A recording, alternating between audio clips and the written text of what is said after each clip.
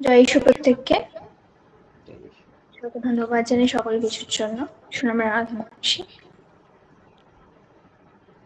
तू वो खुदा नहीं मुझको दर्द देकर खुश हो जाए, तू वो पिता नहीं मुझको आंसू देकर चैन से सो जाए, तू वो खुदा नहीं मुझको दर्द देकर खुश हो जाए, तू वो पिता नहीं मुझको आंसू देकर चैन से सो जाए।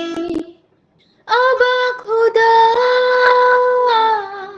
तू है मेरा, अबा पिता तू है मेरा, अबा खुदा तू है मेरा, अबा पिता तू है मेरा। चोट मुझको लगे दर्द तुझको होता है, मेरे आंसू के पहले तेरा आंसू बहता है। चोट मुझको लगे दर्द तुझको होता है, मेरे आंसू के पहले तेरा आंसू बहता है। हाथों को थाम कर मुझको चलाता है, अपनी बाहों में मुझको उठाता है, अपनी बाहों में हरदम उठाता है। अबा खुदा तू है मेरा, अबा पिता तू है मेरा, अबा खुदा तू है मेरा, अबा पिता तू है मेरा। आवाज तू दौड़ आता है, सांस लेने के पहले तू हाजिर होता है। आवाज दो तू दौड़ आता है, सांस लेने के पहले तू हाजिर होता है। ढाल बनकर मेरी रक्षा तू करता है, अपनी निगाहों में हरदम तो रखता है, अपनी पनाहों में हरदम तो रखता है। अबा खुदा तू है मेरा, अबा पिता तू है मेरा, अबा खुदा तू है मेरा, अबा पिता तू है मेरा। তাহলে আজকের বিষয় হচ্ছে যে আপনি কি নিজেকে খ্রিস্টের মণ্ডলী তৈরি করছেন। এখান থেকে আজকে আমাদের বিষয়টা আমরা শুরু করব। তাহলে যদি আমরা দেখি বাইবেলের প্রথম বই থেকে শুরু করে আর লাস্ট যে বই আছে প্রকাশিত বাক্য, বলছে এই দুটো বইয়ের মধ্যে একটা জিনিস খুব কমন আছে। বলতে পারবে কি কমন আছে? একটা জিনিস কমন আছে, আদি পুস্তকে যেটা আছে প্রকাশিত বাক্য তুমি সেটা পাবে। স্যার, জীবন বৃক্ষের ফলের কথা। একদম ঠিক কাছাকাছি আছে, জীবন বৃক্ষের ফলের কথা, ঠিক কথা। তাহলে বলছে যে আদি পুস্তকে যে বৃক্ষের কথা বলা আছে, বলছে সেই একই বৃক্ষের কথা প্রকাশিত বাক্যও আছে। আদি পুস্তকে জীবন বৃক্ষ আর ভালো মন্দ জ্ঞানের বৃক্ষ, দুটো বৃক্ষ ছিল। আর প্রকাশিত বাক্যে শুধু জীবন বৃক্ষের কথা লেখা আছে। সেটা নতুন যে জেরুজালেম আছে বা যেখানে আমরা যাব, সেখানে সেই জীবন বৃক্ষের ফল আমরা দেখতে পাবো। তাহলে বলছে এই দুটো জিনিস বা দুটো বৃক্ষ, বাইবেলে এটাকে কি প্রমাণ করতে চেয়েছে? যদি আমরা বাইবেল থেকে দেখি, তাহলে একটা বৃক্ষ বাইবেলের পুরাতন ব্যবস্থাকে দেখায়, আর একটা বৃক্ষ বাইবেলের নতুন ব্যবস্থাকে দেখায়। বা এটা বলতে পারি, দুটো বৃক্ষ দুটো দেশকে প্রমাণ করছে। একটা বৃক্ষ ব্যাবিলনকে প্রমাণ করে, আর একটা বৃক্ষ জেরুজালেমকে প্রমাণ করে। দুটো বৃক্ষ দুটো দেশকে প্রমাণ করে। দেখো বলছে বাইবেলের মধ্যে প্রথম যে বইটা আছে, সেই বইটার মধ্যে যে মানুষ বা যে মানুষকে ঈশ্বর তৈরি করেছিল, বলছে সেই মানুষ যখন ঈশ্বর অবাধ্য হলো ভালো মন্দ জ্ঞান বৃক্ষের ফল খেয়ে, আর তারপর থেকে লেখা আছে মানুষ নিজের মতো করে ভালো মন্দ একটা শহর তৈরি করতে যাচ্ছিল, আর যেটাকে বলছে ব্যাবিলন। সেখানে মানুষের নিজের তৈরি করা ভালো ছিল আর নিজের তৈরি করা মন্দও ছিল। যে দেশটাকে বলা হয় ব্যাবিলন, সব মানুষের তৈরি করা। উল্টো দিক থেকে আবার ঈশ্বর, তিনি একটা শহর তৈরি করেছেন, সেটাও নিজের হাতে, যার নাম হচ্ছে জেরুজালেম, বা যেটাকে বলা হয় মণ্ডলী, পবিত্র নগরী। আর ঈশ্বর সেখানে তার মনের মতন করে ভালো রেখেছেন, আর তিনি সেখানে তার মনের মতো করে মন্দও রেখেছেন। কিন্তু বলছে সবকিছু মানুষকে নিয়ে, সব জায়গা বলছে মানুষ আছে। তাহলে ব্যাবিলন হচ্ছে মানুষের হাতে তৈরি, যেখানে মানুষের তৈরি করা ভালো ছিল আর মন্দ ছিল। আর নতুন ব্যবস্থা বা নতুন যে শহর আছে জেরুজালেম, সেখানে বলছে জীবন বৃক্ষ আছে, মানে অনন্ত জীবন আছে। আর এটা পাওয়া যাবে যখন প্রকাশিত বাক্য 21 অধ্যায় আছে, লেখা আছে যে স্বর্গের থেকে সেই নতুন পবিত্র নগরে নেমে আসছে, আর আমি দেখলাম নতুন জেরুজালেম, আর যেখানে বলছে ঈশ্বরের সাথে মানুষের আবাস। ফাইনালি একটা জায়গা যখন আমরা যাবো, বলছে সেই নগরটার নাম হচ্ছে জেরুজালেম। পুরাতন নিয়ম বলছে কনান দেশ, আর নতুন নিয়ম বলছে জেরুজালেম, পবিত্র নগরী। সেখানে আমরা যাব। তাহলে বলছে অলরেডি সেটা আমাদের মধ্যে চলে এসছে, অলরেডি সেটা মণ্ডলীর মধ্যে চলে এসছে। দেখবো আমরা যে আমরা কি সত্যিকারে খ্রিস্টের মণ্ডলী হচ্ছি। যদি চলে এসছে তাহলে আমরা সত্যিকারে খ্রিস্টের মণ্ডলী হয়েছি, আর যদি আসেনি তাহলে কিন্তু আমরা মণ্ডলী হতে পারিনি এখন। তাহলে কোন একটা জায়গা আমরা ভ্রান্তিকরের মধ্যে ঘোরাফেরা করছি, তাহলে মণ্ডলী গঠন হচ্ছে না। দেখবো আজকে বাক্য থেকে দেখবো। দেখো আদি পুস্তক 2 অধ্যায় 9 পদ, প্রথম বই যেটা লেখা আছে। আদি পুস্তক 2 অধ্যায় 9 পদ বলছে, সেখানে মাটিতে তিনি এমন সব গাছ জন্মিয়াছিলেন যা দেখতে সুন্দর আর যার ফল খেতেও ভালো। তাছাড়া বাগানের মাঝখানে তিনি জীবন বৃক্ষ ও ভালো মন্দ জ্ঞানের গাছ নামে দুটি গাছ জন্মিয়াছিলেন। এটা বাইবেলের প্রথম বইতে পড়ছি আমরা, যেখানে ঈশ্বর দুটো গাছকে রেখেছিলেন, একটা অনন্ত জীবন আর একটা বলছে ধ্বংস, ভালো মন্দ। বলছে দুটোই মানুষের জন্যই ছিল, ঈশ্বর দুটোই মানুষকে সেই ফল খাওয়াতো, কিন্তু ঈশ্বর তার নিজের মতো করে ওটা ব্যবহার করতো। কিন্তু মানুষ সেটাকে বুঝতে পারলো না, আর তারা সেটাকে নিজের মতো করে ব্যবহার করলো, ঈশ্বরের ইচ্ছা বিরুদ্ধে কাজ করলো, বিদ্রোহ করা যেটাকে বলা।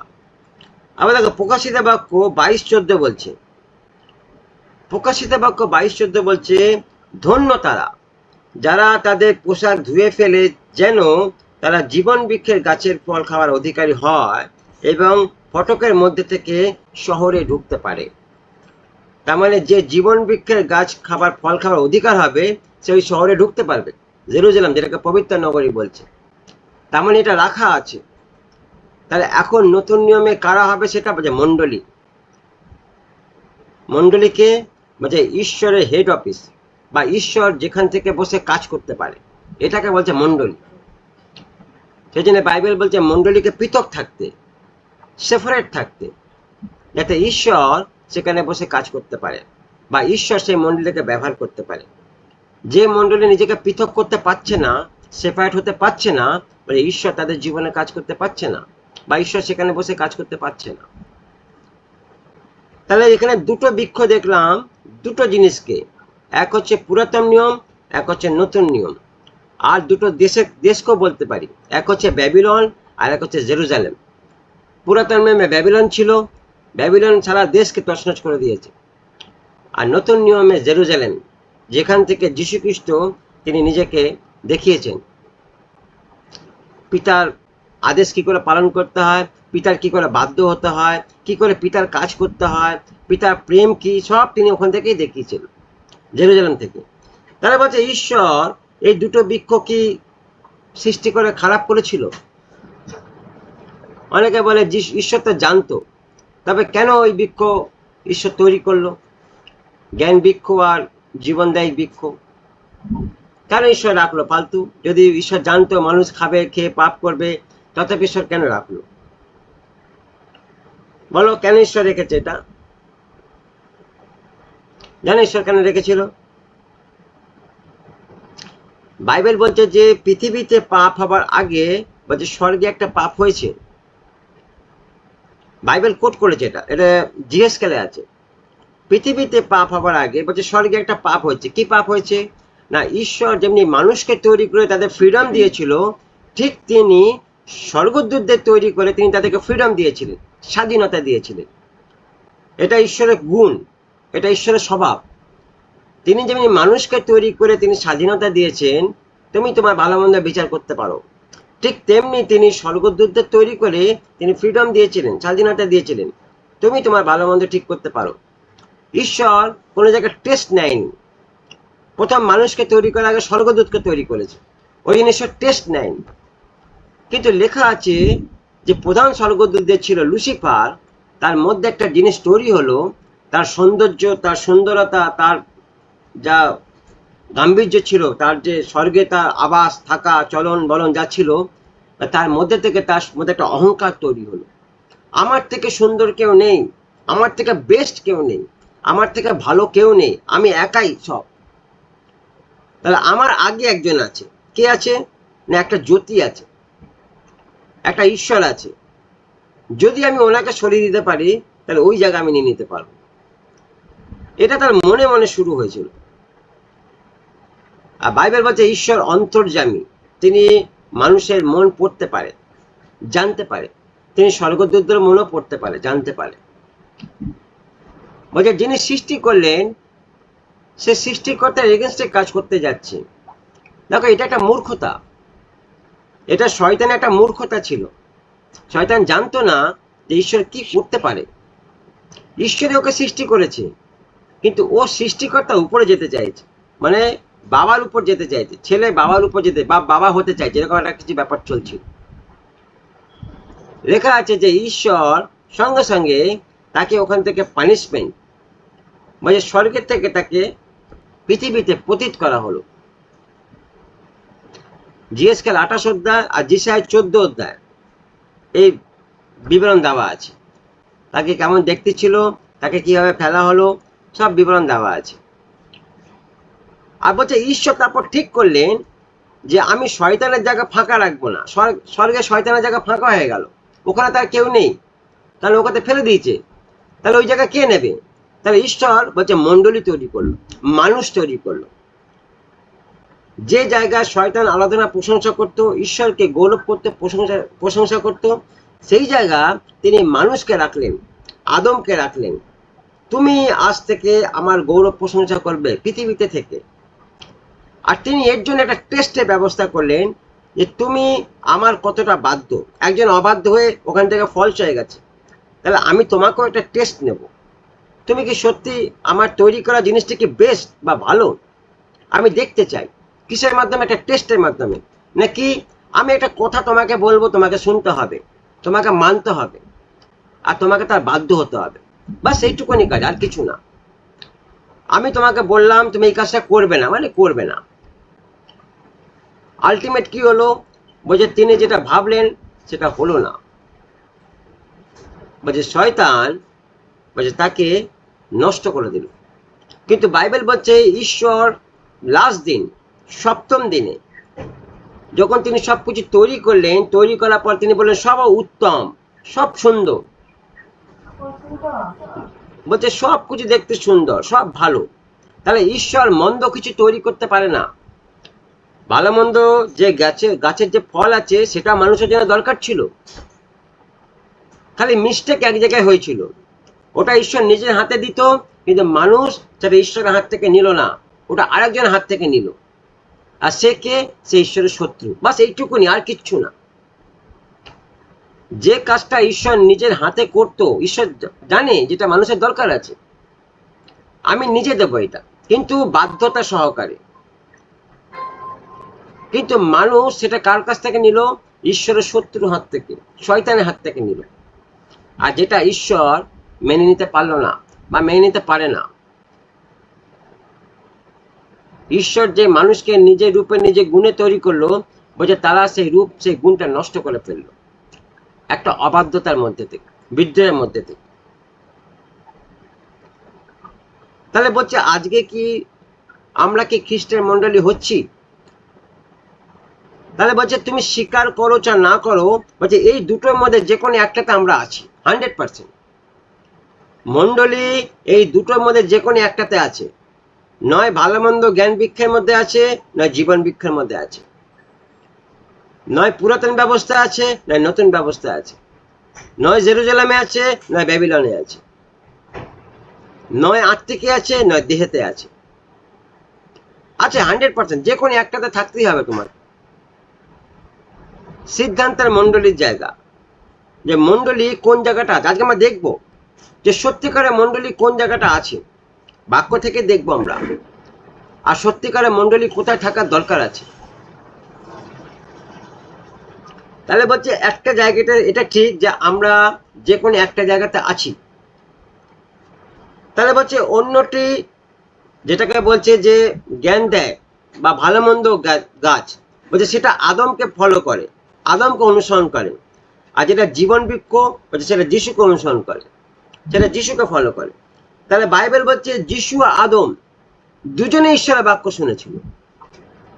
বাইবেল কোট করছে যিশু আদম দুজনে ঈশ্বরের বাক্য শুনেছিল, কিন্তু একজন অবাধ্য হয়েছিল, একজন বাধ্য হয়েছিল। দেখো ভালো করে ব্যাপারটা বোঝো, দুজনে ঈশ্বরের বাক্য শুনেছে, দুজনে সত্যের বাক্য শুনেছে, দুজনে বাইবেলের বাক্য শুনেছে, কিন্তু একজন শুনে অবাধ্য হয়ে গেল, আর একজন শুনে বাধ্য হলো। আজকে সেম জিনিস চলছে, আজকে মন্ডলীতে সেম জিনিসই চলছে।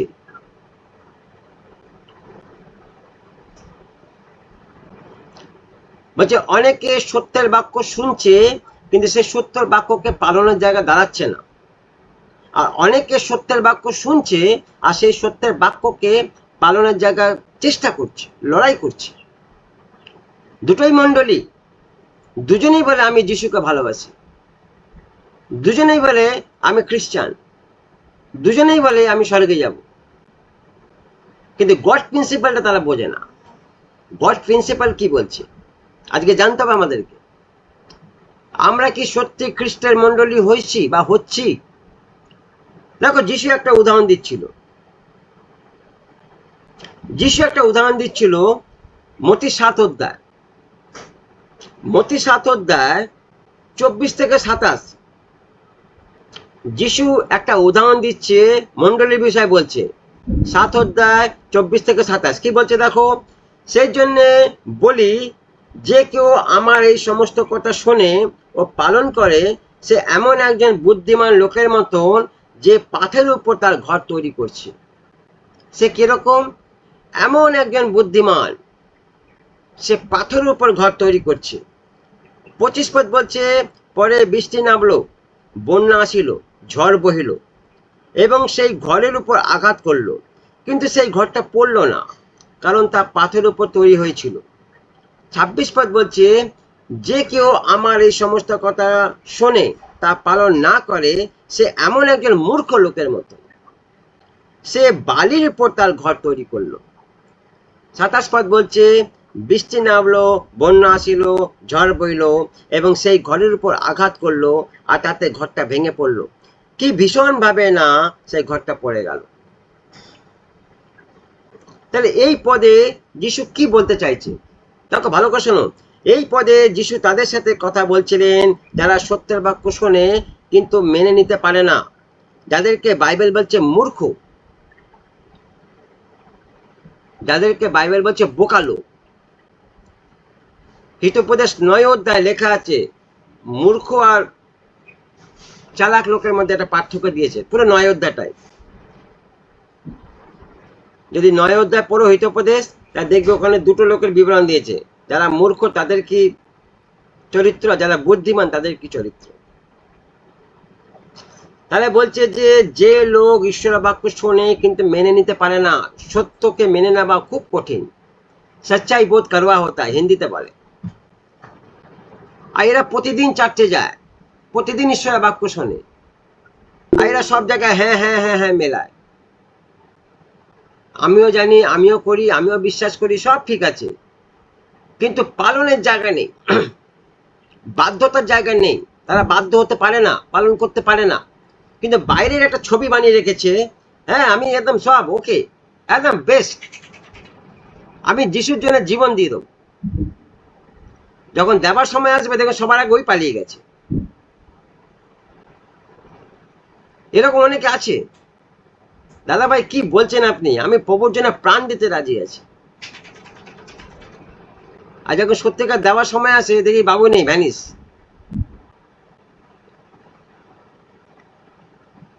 তাহলে যিশু এখানে কি বলছে? যে লোক ঈশ্বরের বাক্য শোনে মেনে নিতে পারে না তারা হচ্ছে মূর্খ। এখানে দুরকম লোকের ইচ্ছাকে প্রকাশ করা হয়েছে, দুজনেই ঘর বানাচ্ছে। একজন ঘর বানাচ্ছে তার বাইরের জীবনকে দেখে, একজন ঘর বানাচ্ছে তার বাইরের জীবনকে দেখে। বাইরের জীবন মানে আমার এই জীবনে থাকতে গেলে কি দরকার আছে, আমার এখানে কি প্রয়োজন আছে এই পৃথিবীতে থাকতে গেলে পরে, সেটার উপর চিন্তা করে বেশ করে ঘর বানাচ্ছে। আর সেই ঘরটা কিরকম? বলছে মূর্খ মানুষ অনেক বুদ্ধিমান হতে পারে, মূর্খ মানুষ অনেক বুদ্ধিমান, এটা তার নিজের চিন্তাধারা। সে লোককে বলে বলে আমি সৎ, আমি মিথ্যা বলি না, আমি ধার্মিক, আমি ভালো, আমি এই, আমি বি, আমি সি, নানা রকম ভাবে সব নিজে নিজে গুণগান করে বেড়ায়। তাহলে বলছে সে অনেক বুদ্ধিমান হতে পারে।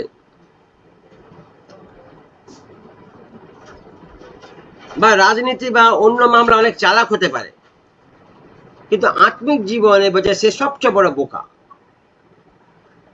যে তার বাইরের জীবন দেখে ঘর বানাচ্ছে বলছে সে বোকা লোক, সে কি করে স্বর্গে যাবে, আর ঈশ্বর তাকে নিয়ে যাবে বা কি করে? কিন্তু বাইবেল উল্টো দিক থেকে বলছে যে তার ভিতরের জীবন দেখে ঘর বানাচ্ছে বলছে সে বুদ্ধিমান, সে বাইরের জীবন দেখছে না, সে ভিতরের জীবন দেখছে, যেটা অনন্তকালীন থাকার জন্য প্রস্তুতি নিচ্ছে বা থাকবে, ঠিক করেছে। বলছে সে একটা ঘর বানাচ্ছে। বলছে একজন বুদ্ধিমান ব্যক্তি সে হতে পারে যে সত্যের বাক্য শোনে আর সেটাকে পালন করার চেষ্টা করে। এটা সেই ব্যক্তির ইচ্ছা, তার জীবনে সে ঈশ্বরের ইচ্ছাকে পূর্ণ করার জন্য চেষ্টা করে। তার একটাই কারণ যে বিশ্বাসীদের যে ভিত বা বিশ্বাসীদের ভিত্তি বলছে একমাত্র যীশু খ্রিস্ট। যারা এটাকে স্বীকার করে নিয়েছে, আমি সত্যের বাক্যকে শুনবো আর পালন করার চেষ্টা করব, বলছে সেই বাড়ির ভিত হচ্ছে যীশু খ্রিস্টের নিজে। দেখো 1 কোরিন্থীয় 3:11 1 কোরিন্থীয় 3:11 বলছে যে ভিত্তি আগেই গাঁথা হয়েছিল সেটা ছাড়া আর কোনো ভিত্তি কেউ গাঁথতে পারে না, আর যীশু খ্রিস্ট হলেন সেই হলো ভিত্তি, প্রধান পাথর,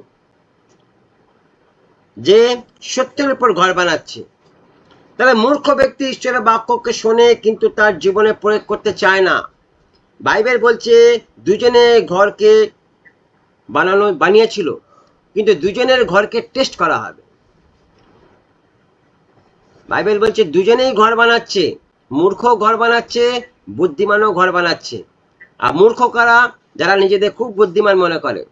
বলে পেয়ে যাবেন চার্চের অনেক লোক আছে যারা কথা বলতে খুব ভালোবাসে। লোকের কথা শুনতে ভালো লাগে না, কথা বলতে ভালোবাসে। আপনি একটা বলবেন, সে আপনাকে 10টা কথা বলবে। এরকম অনেক জ্ঞানী লোক আছে। আপনি একটা প্রশ্ন করবেন, সেই প্রশ্নে 2টো কথা বললে উত্তর হয়ে যায়, কিন্তু সে এমন কথা বলবে যে আধ ঘন্টা 15 মিনিট সময় আপনার এমনি ফালতু চলে যাবে।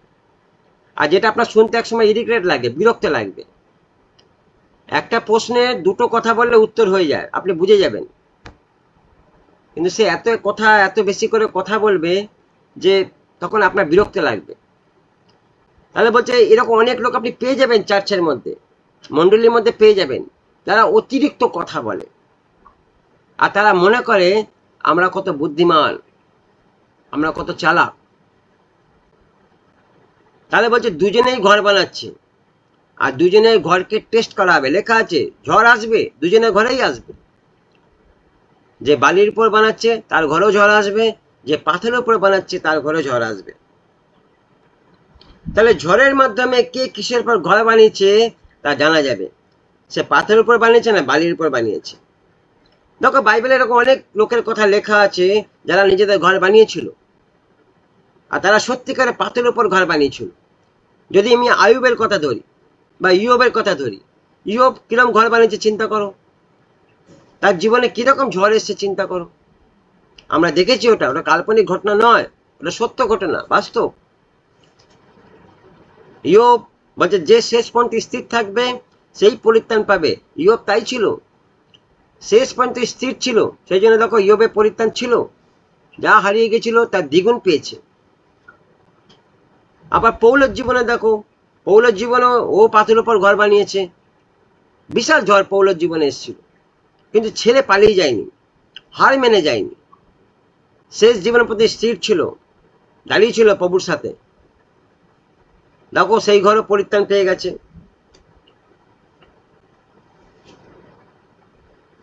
আবার পিতরের জীবনে ঝড় এসেছিল, পিতরও ভেঙে গেছিল, কিন্তু যখন যিশু এসে তাকে জিজ্ঞেস করলো পিতর তুমি আমাকে ভালোবাসো, প্রেম করো, বলছে প্রথম পিতর তো নিজের বলের দ্বারা বলেছিল হ্যাঁ আমি আপনার জন্য মরতে রাজি আছি। যখন দ্বিতীয়বার ধরেছে তখন 2বার বলার পর তৃতীয়বার বলছে প্রভু আমি জানি না, আপনি জানেন। তার মানে পিতর জানে যে আমি নিজের উপর ভরসা করে আমি কি করেছি, কি গন্ডগোলটা পাকিয়েছিলাম। তাহলে এখন আমি নিজে বলতে পারি আমি সৎ, এই অধিকার আমার নেই। প্রভু তুমি যদি আমাকে সৎ রাখো আমি তাহলে সৎ। আমি নিজে থেকে নিজেকে বলতে আমি ধার্মিক। আমি নিজের গান নিজে গাইতে পারি না, এটা প্রভুর দিক থেকে আসবে। আমি কতটা সৎ কতটা ধার্মিক এটা প্রভু ঠিক করবে,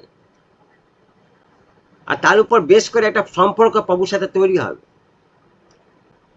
তারা আজকে নিজের গান নিজে গাইছে যে আমি অমুক আমি তমুক, বলছে খুব সাবধান। তাদের ক্ষেত্রে বলছে খুব সাবধান, তোমার ঘর কিসের পর বানাচ্ছ তুমি দেখো। দেখো গীতসংহিতা 66:10-12 যারা পাথরের উপর ঘর বানাচ্ছে তাদের কথা বলছি। গীতসংহিতা 66:10-12 বলছে হে ঈশ্বর তুমি আমাদের যাচাই করেছো। কিরকম যাচাই করেছো? বলছে রূপোর খাদ বের করবার মতো তুমি আমাদের পরিষ্কার করেছো। রূপোর থেকে যেমন খাদ বার করা হয়, কিভাবে খাদ বার করা হয়? বলছে আগুনে পুড়িয়ে। সোনা থেকে খাদ বার করা হয় আগুনে পুড়িয়ে। তাহলে একটা ব্যক্তিকে যদি আগুনে পোড়ায় তবে তার থেকে ময়লা বা আবর্জনা পরিষ্কার হয়। কে পুড়তে রাজি আছে বলো? কে আগুনে পুড়তে রাজি আছে?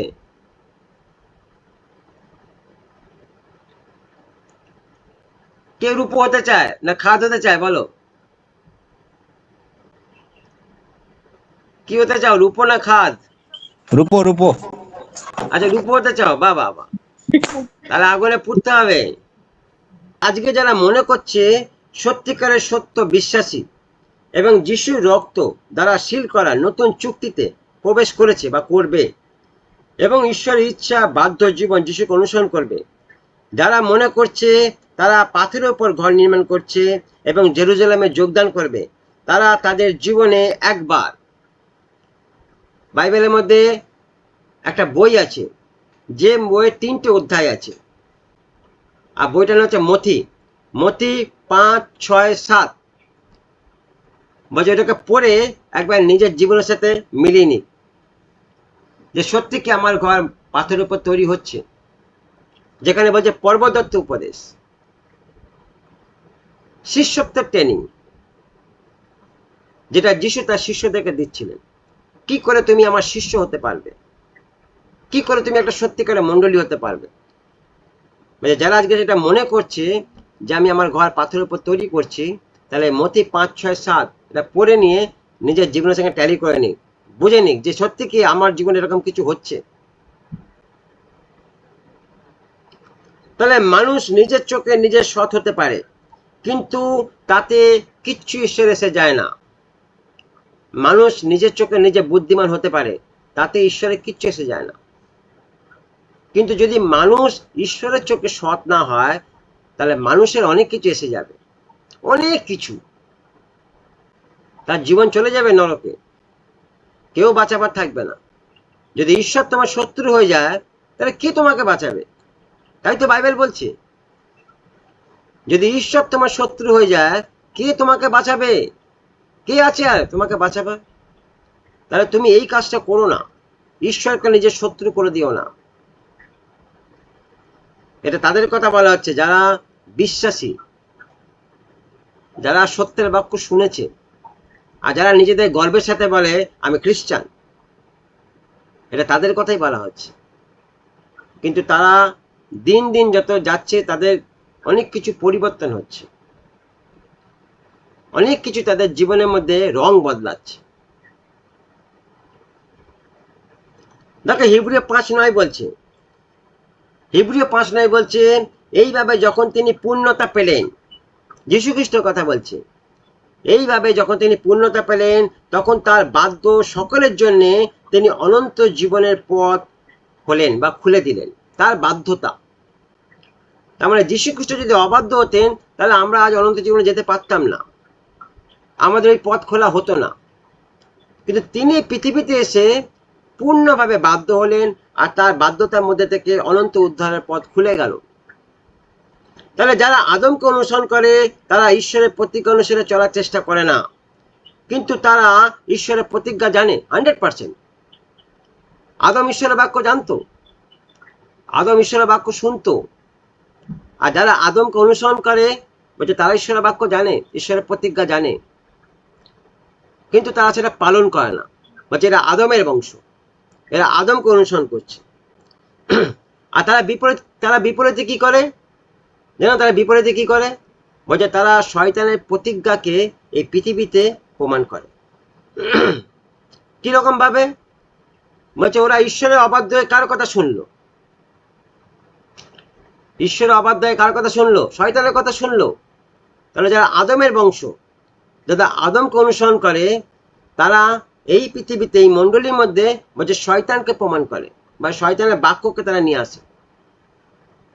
সব ঠিক আছে, ঈশ্বরের বাক্য সব ঠিক আছে, কিন্তু এত কিছু চলে না, এত সৎভাবে থাকা যায় না, এত ধার্মিক সেজে থাকা যায় না।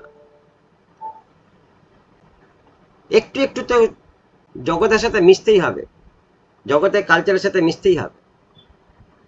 একটুখানি করলে কিছু হবে না। আরে শয়তান তাই তো বলছিল, তুমি ভুল ভাবছো, ঈশ্বর তোমাকে এই ফলটা খেতে বলেনি। বছরে খেলে পরে তুমি ঈশ্বর হয়ে যাবে, এই জন্য তোমাকে না বলেছে। তুমি খেয়ে দেখো না, দেখো তোমার জ্ঞান খুলে যাবে, তোমার চোখ খুলে যাবে, তুমি ভালো করে তুমি নিজেকে বুঝতে পারবে তুমি কিরকম। তাহলে যে উল্টো দিক থেকে তারা আদমকে অনুসরণ করে, কিন্তু তারা শয়তানের প্রতিজ্ঞাকে প্রমাণ করে। যেমন শয়তান বলেছিল তোমরা এই ফল খাও, তোমরা মরবে না, তোমরা ঈশ্বর হয়ে যাবে। এই ধরনের লোক ঈশ্বরকে বিশ্বাস করবে, তারা দাবি করবে, কিন্তু অ্যাকচুয়াল তারা ব্যাবিলনের উপর বা বালির উপর ঘর বানাচ্ছে। তারা তাদের মণ্ডলীকে ব্যাবিলের উপর বা বালির উপর তৈরি করছে। কিন্তু যারা ঈশ্বরের অধীনে থাকে, তারা ঈশ্বরের অধীনে চলার চেষ্টা করে। আরেক দিক থেকে বলছে আরেকটা গ্রুপ যারা পাথরের উপর ঘর বানাচ্ছে, বা যারা ঈশ্বরের মণ্ডলী তৈরি হচ্ছে, বলছে যারা ঈশ্বরের অধীনে থাকে তারা ঈশ্বরের অধীনে থাকার চেষ্টা করে। দেখো প্রথম জন 2:6, প্রথম জন 2:6 বলছে, যে বলে আমি তাহাতে আছি, যে বলে আমি তাহাতে থাকি, তাহার উচিত যে তিনি যেরূপ চলতেন সেও তদ্রূপ চলে। যদি আমি বলি আমি প্রভুকে ভালোবাসি, তাহলে প্রভুর প্রেম যেরকম তোমাকে, সেই প্রেমে তোমাকে চলতে হবে, ওই ছাঁচে তোমাকেও ঢালা হবে। যদি বলো পবিত্রতা আমার মধ্যে আছে, তাহলে পবিত্রতার যে গুণ আছে সেই গুণ তোমার মধ্যে দেখা যাবে। যদি বলো আমি আলোতে আছি, তাহলে আলোর কি কাজ আছে সেটা তোমার জীবনে দেখতে পাবো। দেখো যাকব 2 অধ্যায়, এটা সবার জন্য প্রযোজ্য। অ্যাজ এ পাস্টার আমি বলছি আমার জন্য প্রযোজ্য, অ্যাজ এ মন্ডলী যে শুনছে তার জন্য প্রযোজ্য, এটা সবার জন্য প্রযোজ্য। দেখো যাকব 2 অধ্যায় 22 আর 26 পদ বলছে, তুমি তো দেখতেই পাচ্ছ যে তার বিশ্বাস ও কাজ সেই রকম একসঙ্গে কাজ করছিল, এবং তার কাজ তার বিশ্বাসকে পূর্ণতা দান করেছিল। 26 পদ বলছে, প্রাণ ছাড়া দেহ যেমন মৃত, তেমনি কাজ ছাড়া বিশ্বাস মৃত। আমি বিশ্বাস করছি, কিন্তু আমার কাজে আমি প্রমাণ করতে পারছি না। মুখে বিশ্বাসে কিছু এসে যায় না। মানুষের বিশ্বাস কিরকম? বলছে মানুষের বিশ্বাস পরিস্থিতি অনুযায়ী চেঞ্জ হয়। আজকে পরিস্থিতি ভালো, বিশ্বাস ভালো, কালকে পরিস্থিতি খারাপ, বিশ্বাস খারাপ।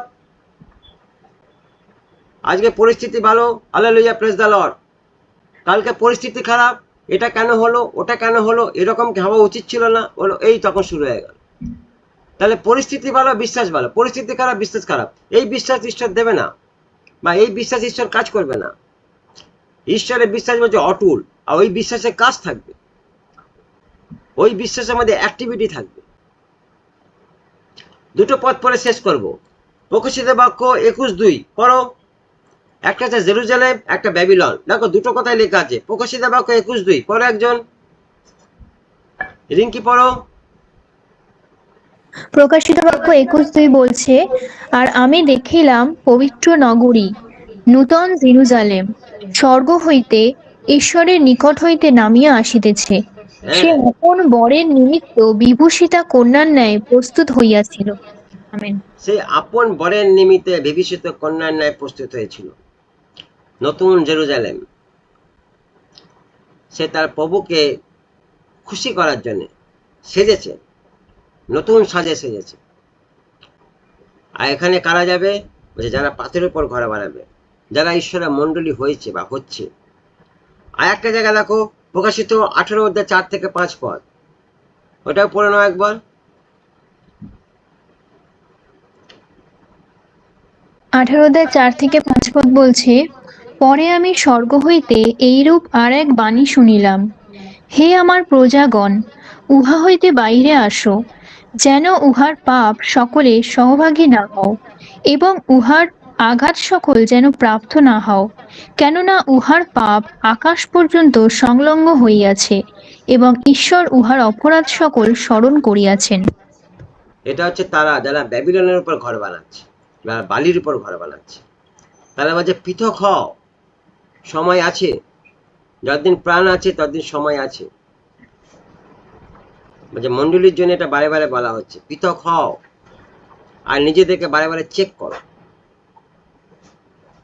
একটা ঝড় তো ফিজিক্যালি আজকে আসছে, বলছে ও তো কালকে বা পরশুদিন চলে যাবে।